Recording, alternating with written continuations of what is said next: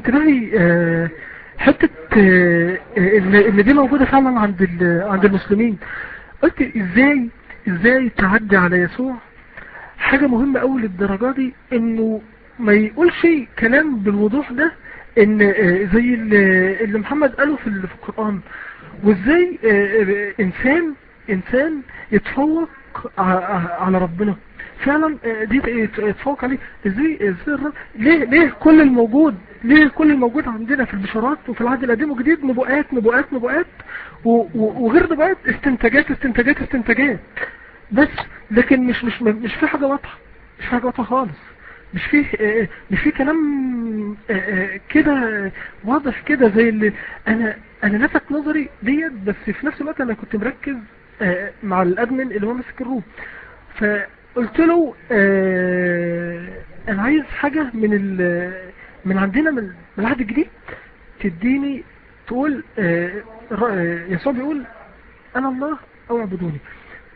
قال لي انت جاي بقى من عند ابو اسلام. ومين ابو اسلام؟ انا كنتش اعرف مين ابو اسلام. هو انا ابو اسلام اللي هو الشيخ حسام. وطبعا كلمة شتيمة. وقاموا مديني سؤالين. السؤال الاولاني اللي هو بتاع اللي انا سألتهم اللي هو بتاع سيرة ابن هشام، اما ابن عمي فقد هتك عرضي صغيرا. والسؤال الثاني برضو كان اللي هو ايه، وقضى ربك ووصى ربك. ولما دخلت وسألت السؤالين دول، انا داخل بقى ايه بقول ايه يعني ايام هنا خلاص انا هخلي كل اللي في الروم النهاردة خلاص يتبع المسيح. خلاص بقى ايه، انا النهاردة رايح هكرز النهاردة وهبشر باسم يسوع في الروم ديت. لما هفاجئهم كلهم واقول لهم ان النبي محمد حصل كذا كذا كذا وهو صغير، والدليل اهو، وان عندكم غلط في القرآن والدليل اهو. دخلت وانا فرت صدري وبقول لهم ايه، خدوا بقى عندكم. خرجت افا بامر عيش باختصار.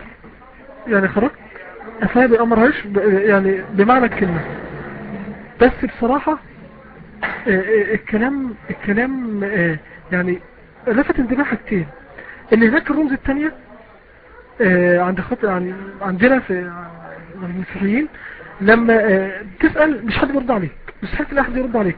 هنا اي حتى يعني يقعدوا يقولوا ايه، في حد مسيحي عايز سؤال، في حد مسيحي عايز يفهم حاجة، في حد مسيحي عايز يستفهم عن حاجة. قلت نفسي الناس دي مالها واثقة في نفسها قوي ليه كده؟ طب واحنا ان احنا خدام الكلمة، احنا اللي خدام الكلمة هناك. ما فيش حد بيقدر يروح ويسأل، واللي بيسأل بيتشتم ويتنقط ويتبهدل. صراحة حاجات هي بقى ايه، مجموعة حاجات فوق بعضها بتركب معايا. تاني حاجة الشيخ اسمه ابو الوليد. الشيخ اسمه ابو الوليد لما جيت في حتة كان باين وقضى ربك باين او من طريقة كلامه انا مش فهمت معظم الكلام، بس حسيت في كلامه بثقة انا عمري ما شفتها في حياتي. عمري في حياتي ما شفت ثقة بالطريقة دي. بيقول الناس ديت في ايه، الناس ديت واثقة نفسها ليه كده؟ الناس ديت يوم الدينونة مش يعني مش هتبقى، الناس ديت مش هتبقى مع الرب هيدينهم يوم الدينونة، ومش ماسكين في نفسهم ليه كده؟ بس في نفس الوقت عقلي يقول لي كل كلمة بتتقال ديت انا عقلي مقتنع بيها قوي. بس هو حتة خوف، حتة خوف ان انا كنت اسيب يسوع. انا فيكم انا مرتبط بيسوع قوي، مش مرتبط بالاب، انا مرتبط بيسوع. واي واحد لا اله الا الله، اي واحد مسيحي لو سألته وانا والكلام ده انا بقوله على مسؤوليتي، لو قلت له مين اقرب اقنوم لقلبك، هقول لك يسوع. ساعتها يعني صدقوني انا اتأكدت ان كلمة اله واحد امين فيها غلط. لا مش اله واحد امين. لا ما فيش ثالوث. قصة الثالوث دي فيها حاجة غلط. حتى يعني كان دايما ابو فرق زميلي كان دايما يقول لي ايه، 1 زائد 1 زائد 1 بيساوي كام؟ اقول له 1 زائد 1 زائد 1 تساوي 3. يقول لي طب اب زائد ابن زائد روح قدس، اقول له 1. يقول له طب فهمها لي يا فهمها لي بالرياضه دي، استاتيكا ولا ديناميكا ولا انهي رياضه في العالم 1 زائد 1 زائد 1 بيساوي 1؟ قلت له في رياضه الرب. قعدت اقول له عقلك المحدود وعقلك اللي مش محدود، وانا اصلا مش مقتنع. انا بدات انهار. لما قعد الاستاذ معاذ في اول مره وكلمني، وجاب لي كذا دليل على تحريف الكتاب المقدس، انا انهارت وقعدت ابكي وقعدت وكنت في صيدر، لدرجه ان صاحب الصيدر قام وقعد قال لي في ايه ومالك مش عارف ايه. حسيت ان كل حاجه بتنهد قدامي. حسيت ان الصليب اللي انا كنت برمي عليه كل امالي، ان يحقق لي كل امنياته واللي يعرفني طريق الخلاص وكل ده، وقع، انكسر.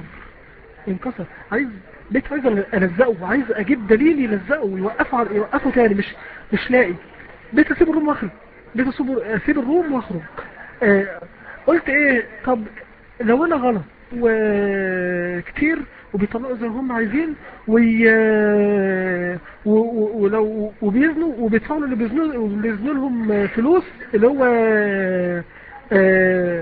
ومش عارف ما استمتعتم فأتوهم أجورهم، حاجات. قلت هم دول المسلمين غلط، قلت المسلمين غلط. طب قلت طب لو انا قلت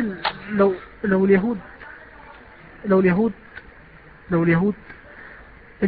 بيشتموا يسوع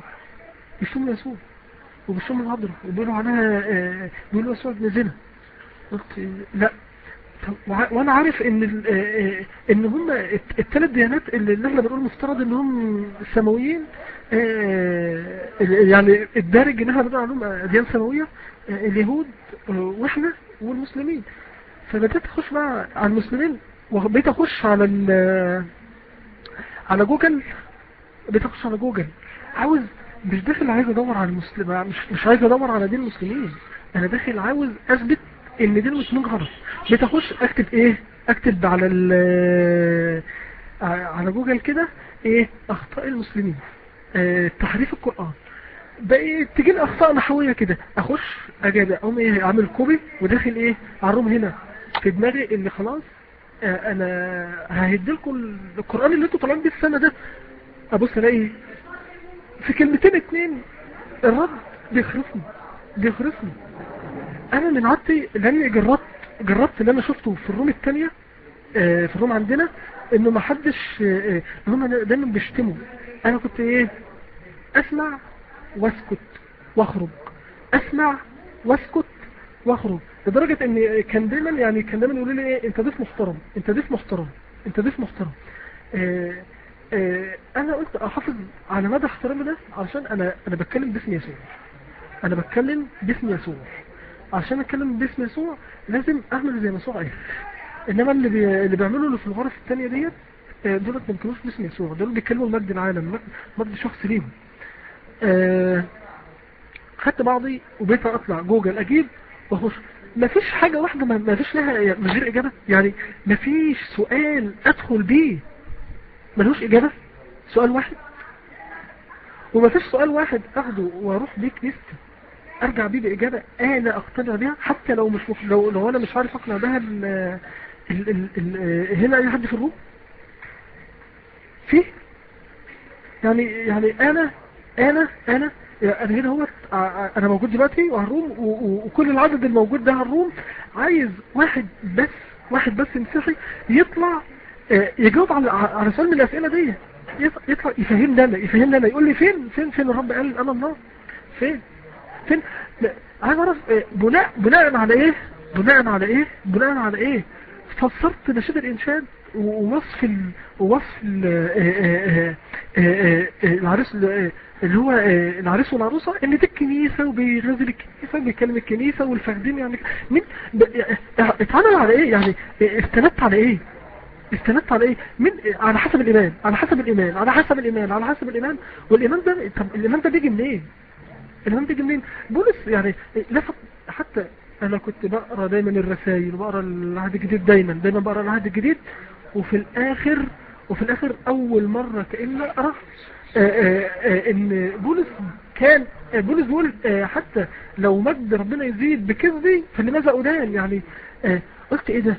يعني ازاي ربنا يرضى ان مجده يزيد بالكذب؟ وازاي بولس الرسول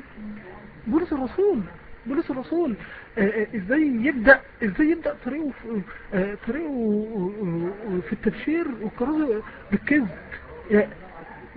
دايما كان جدي وانا بقول الكلام ده كان يقول لي ايه يا ابني اللي بيتبني